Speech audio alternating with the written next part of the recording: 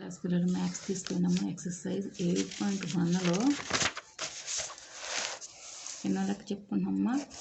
4లో second లెక్క చెప్తున్నాము. చూడండమ్మా, 7 to the power of cube or 3 to the power of 7. ఇక్కడ పెద్ద నెంబర్ ఉంది అంటే గ్రేటర్ నెంబర్ ఉంది, ఇక్కడ స్మాలర్ నెంబర్ ఉంది.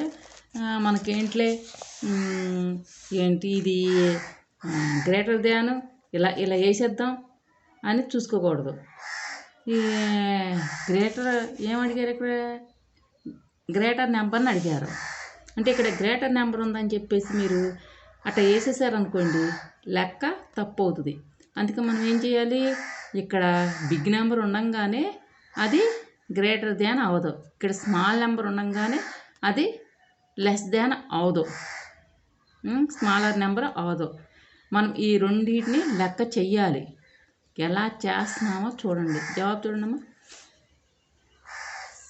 7 to the power of cube is equal to, మనం దీంతో చేస్తున్నాం, 7తో చేస్తున్నాం, ఈజ్ ఈక్వల్ టు ఏమని చెప్పాను?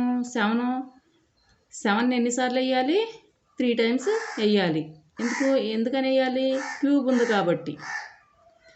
7 into 7 into 7 3 times వేసాం కదా. ఇప్పుడు దీన్ని ఎలా చెయ్యాలి?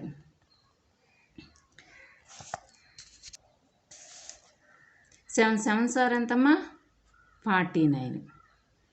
49 7s are 343.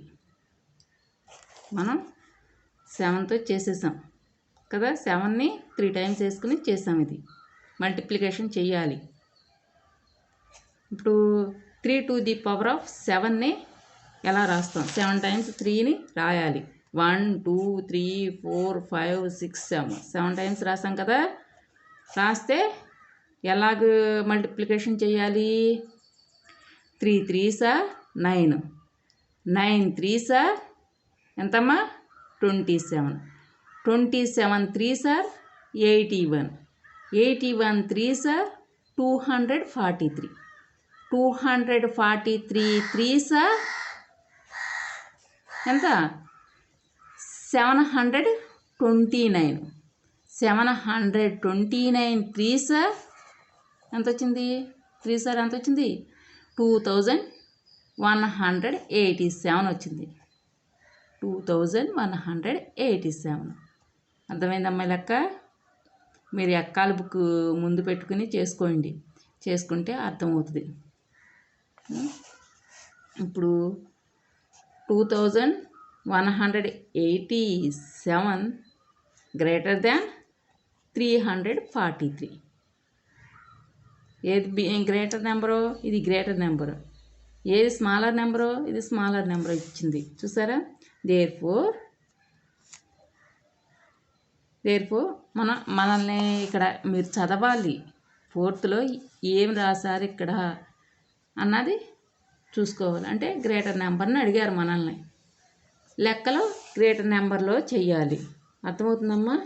Therefore 3 to the power of 7 greater than 7 to the power of cube.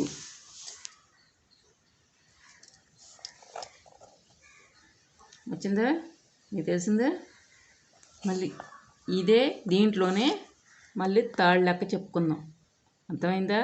Exercise 8.1లో third లెక్క చెప్పుకుందాం.